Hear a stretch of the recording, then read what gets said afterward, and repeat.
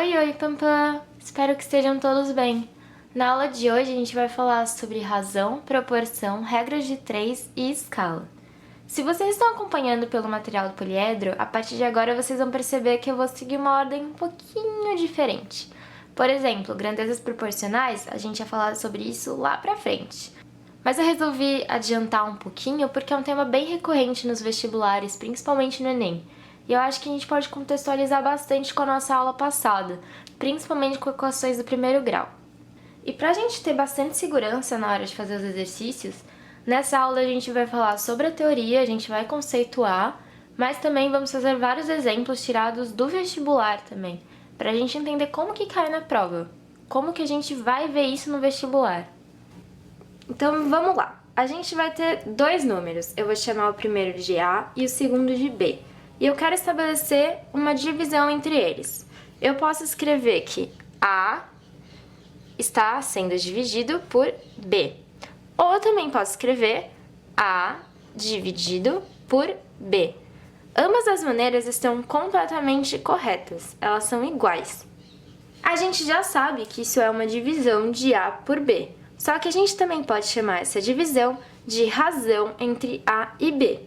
Em alguns momentos, a gente vai conseguir estabelecer a relação entre duas frações diferentes, ou seja, entre duas razões diferentes. Então, a nossa primeira razão, a gente já estabeleceu que é A dividido por B. E pode ser que a gente consiga estabelecer uma relação de igualdade com uma outra fração. Por exemplo, C dividido por D. Quando a gente consegue estabelecer essa igualdade, a gente tem uma proporção. Um exemplo usando valores numéricos seria se A dividido por B fosse 1 dividido por 2, que é igual a 4 dividido por 8. A gente estabeleceu, assim, uma proporção entre essas duas razões. Um outro momento na matemática com que vocês vão trabalhar com a proporção é no Teorema de Tales, que vocês vão ver ou já viram em geometria. Então, a gente tem duas retas e a gente vai traçar 3 retas paralelas entre si, dessa maneira. Nós formamos 4 segmentos de reta. Eu vou chamar o primeiro de A, o segundo de B, o terceiro de C e o quarto de D. A gente pode estabelecer, então, que A dividido por B é igual a C dividido por D. É a mesma relação de proporção que a gente viu no outro quadro, só que aplicado à geometria. Agora que a gente já entendeu mais ou menos o que é razão e proporção, a gente vai falar um pouquinho sobre as grandezas proporcionais, que podem ser de dois tipos. A primeira é a grandeza diretamente proporcional. A definição de uma grandeza diretamente proporcional é quando a gente tem duas grandezas diferentes, ou seja, duas medidas diferentes, que quando uma aumenta, a outra também aumenta. Quando a primeira medida diminui, a segunda medida também diminui. E tudo na mesma proporção, ou seja, se a primeira medida dobrou de tamanho, a segunda medida também vai dobrar de tamanho. Quando a primeira medida cair pela metade, a segunda medida também cai pela metade. Um exemplo bem didático de grandezas diretamente proporcionais é uma receita de bolo. Bom, eu vou fazer um bolo e eu vejo que na receita diz que para cada bolo, eu tenho que usar 2 porções de farinha. Então, um bolo e 2 porções de farinha. Se eu quiser fazer 2 receitas de bolo, porque vem muita visita em casa, eu preciso usar o dobro de farinha. Então, eu vou usar 4 porções de farinha. E se eu quiser fazer 3 bolos, porque, putz, a festa é muito grande, aí eu preciso usar o triplo de farinha, ou seja, 6 porções de farinha. Então eu vou fazer uma tabelinha para a gente conseguir analisar melhor os nossos dados. Vamos preencher a nossa tabela com os dados do último quadro. A gente tem duas medidas importantes. Uma é a quantidade de bolos e a outra é a quantidade de porções de farinha que a gente vai usar. A aula é sobre grandezas proporcionais. Aqui a gente já estabeleceu as nossas duas grandezas. O número de bolos é a nossa primeira grandeza e o número de porções de farinha é a nossa segunda grandeza. Como a gente acabou de ver, quando a gente quer fazer um bolo, precisamos de 2 porções de farinha. Quando a gente faz 2 bolos, a gente precisa de 4 porções de farinha. E quando a gente faz 3 bolos, precisamos de 6 porções de farinha. Eu não sei se vocês perceberam, mas da primeira linha para a segunda linha, a gente dobrou a quantidade de bolos. E a gente também dobrou a quantidade de farinha. E da primeira linha para a terceira linha, a gente triplicou a quantidade de bolos. E a gente também triplicou a porção de farinha. Por isso que a gente pode falar que quando a gente analisa nossas duas grandezas, nesse caso, elas são diretamente proporcionais. Elas vão aumentar ou diminuir proporcionalmente. Agora que a gente já passou os nossos dados para uma tabela, vamos achar uma equação que interpreta essa nossa situação inteira. Se a gente analisar bem a nossa tabela, a gente percebe que para cada bolo a gente tem 2 porções de farinha, ou seja, a gente tem o dobro de farinha do que a quantidade de bolo. Eu escolhi a letra B para representar a quantidade de bolo e a letra F para representar as porções de farinha. A gente estabeleceu que a gente sempre vai ter uma quantidade de farinha que é o dobro que a quantidade de bolo. Então eu posso escrever numa equação que F é igual a 2 vezes a nossa quantidade de bolos, que é B. E assim a gente transformou a nossa tabela em uma equação matemática. Se vocês pegarem qualquer linha da nossa tabela e substituírem na nossa equação, vocês vão ver que ela sempre vai ser verdadeira. Se a gente tem 2 farinhas, é igual a 2 vezes o B, que é 2 vezes 1 igual a 2. 4 porções de farinha é igual a 2 vezes 2, que é igual a 4. 6F é igual a 2 vezes o 3, que é igual a 6. Ou seja, acertamos na nossa equação. Eu não sei se vocês perceberam, mas a gente sempre vai alterar o número que vai em F e o número que vai em B. Mas o 2 continua firme e forte, ele não muda. É quase como se a gente dissesse que ele é constante. Vamos brincar um pouquinho com essa nossa equação e ver se a gente consegue encontrar alguma propriedade das nossas grandezas proporcionais. Bom, eu vou isolar as nossas grandezas para um lado da igualdade. Então, a gente tem que F dividido por B é igual a 2. É exatamente a mesma coisa que a gente escreveu aqui em cima, só que de uma forma diferente. A gente encontrou uma razão entre as nossas duas grandezas e uma igualdade com um número que é constante, que ele não muda. Ou seja, independentemente de qual linha da tabela a gente coloque aqui na nossa razão, sempre vai dar esse número constante, que no caso é 2.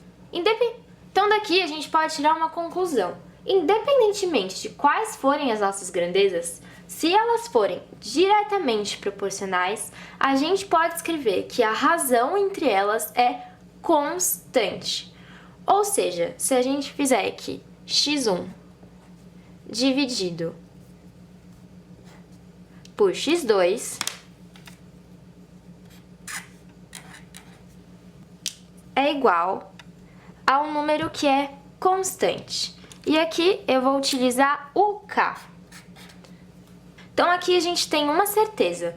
Seja qual for o andar da minha tabela que eu escolher, quando eu substituir na razão entre as duas grandezas, a gente vai ter do outro lado da igualdade um número constante. Ele não vai mudar, independentemente de qual é o número que está no nosso numerador ou o número que esteja no nosso denominador, porque é uma razão entre grandezas diretamente proporcionais. E o K é a letra que a gente escolheu para representar a nossa constante de proporcionalidade. Em toda proporção, a gente vai encontrar uma constante de proporcionalidade. Não necessariamente a gente vai conseguir definir qual é o seu valor numérico logo de cara, mas eu garanto para vocês que ela sempre vai estar lá.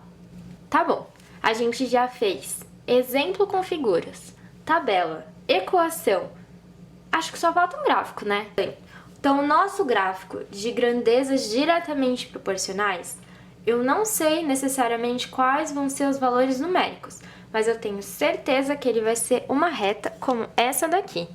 Novamente, eu não sei quais são os seus valores numéricos. Pode ser que eu saiba, pode ser que eu não saiba. Então, se eu escolher aleatoriamente 2 ou mais pontos da reta, eu sei que eu terei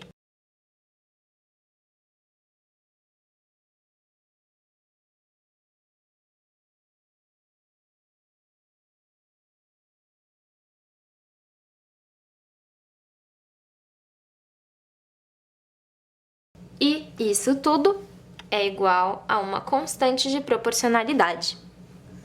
Agora que a gente estabeleceu que quando temos grandezas diretamente proporcionais, as relações entre elas se dão através das razões, ou seja, quando a gente tem que A dividido por D é igual a C dividido por B, por exemplo, que também pode ser escrito dessa forma, A dividido por D é igual a C dividido por B. Podemos pensar de duas maneiras. Podemos pensar que o D, que está dividindo, vai passar multiplicando, e o B, que também está dividindo, passa multiplicando. A gente vai fazer uma multiplicação entre os extremos e entre os dois números de dentro. E isso vai resultar em A vezes B, que é igual a C vezes D. O que a gente fez aqui foi uma demonstração da regra de 3. Quando a gente tem grandezas diretamente proporcionais, a gente pode fazer a relação entre as duas razões multiplicando os extremos e os dois números de dentro. Ou então a gente multiplica o número de cima pelo número de baixo do outro lado e o número de baixo pelo número de cima do outro lado. Ou seja, a gente vai multiplicar em cruz, a famosíssima regra de 3. Como eu disse anteriormente, o Enem gosta bastante desse assunto, então vamos fazer um exercício do Enem de 2018. Os tipos de prata normalmente vendidos são 975, 950 e 925. Essa classificação é feita de acordo com a sua pureza. Por exemplo, a prata 975 é a substância constituída de 975 partes de prata pura e 25 partes de cobre, em 1000 partes da substância. Já a prata 950 é constituída de 950 partes de prata pura e 50 de cobre em 1000. E a prata 925 é constituída de 925 partes de prata pura e 75 partes de cobre em 1000. Um ourives possui 10 gramas de prata 925 e deseja obter 40 gramas de prata 950 para a produção de uma joia. Nessas condições, quantos gramas de prata e de cobre, respectivamente, devem ser fundidos com os 10 gramas de prata 925? Então, a primeira coisa que eu vou fazer vai ser esboçar uma tabelinha com os dados que o enunciado já me deu para me organizar. Então, eu sei que a cada 1000 partes eu vou ter 925 de prata pura e 75 partes de cobre. Como eu sei que ele já tem 10 gramas, eu vou descobrir o quanto de prata e o quanto de cobre puro que ele tem dentro desses 10 gramas. Se a gente parar para analisar, a gente vai ver que quanto maior a quantidade de prata 925 que o ourives tem, maior a quantidade de prata pura e de cobre puro que ele vai ter também. Ou seja, são grandezas diretamente proporcionais. Se uma aumenta, a outra também aumenta. Então, a gente pode aplicar uma regra de 3 simples em cruz. Primeiro, eu vou descobrir a quantidade de prata pura. Então, temos que 1000 vezes P é igual a 10 vezes 925. Então, nós temos que P é igual a 9,25 gramas. Observem que aqui a gente tem 1000 partes e 925 partes. Então, o nosso P vai ser dado em gramas. Essa parte da nossa tabela está toda em partes e essa parte da nossa tabela está toda em gramas. São as nossas duas grandezas. A primeira grandeza é partes, a nossa segunda grandeza é massa, dada em gramas. Agora vamos descobrir a quantidade de cobre puro. 1000 vezes C é igual a 10 vezes 75. Então, a gente descobre que a gente tem 0,75 gramas de cobre puro. Agora, eu vou fazer uma tabelinha para eu descobrir o quanto de prata de cobre puro que eu preciso para formar uma prata 950 que pesa 40 gramas. Então, a gente tem que a cada 1000 partes, a gente vai ter 950 partes de prata e 50 partes de cobre. Então, eu vou colocar aqui prata e cobre. Eu vou ter no total 40 gramas. Eu já usei P e C, então eu vou usar outras letras. Eu vou usar X para o prata e Y para o cobre. Primeiro vamos descobrir a quantidade de prata necessária. 1000 vezes X é igual a 40 vezes 950. E a gente acha que a gente precisa de 38 gramas de prata. Vamos descobrir o quanto de cobre que eu preciso. 1000 vezes Y é igual a 40 vezes 50.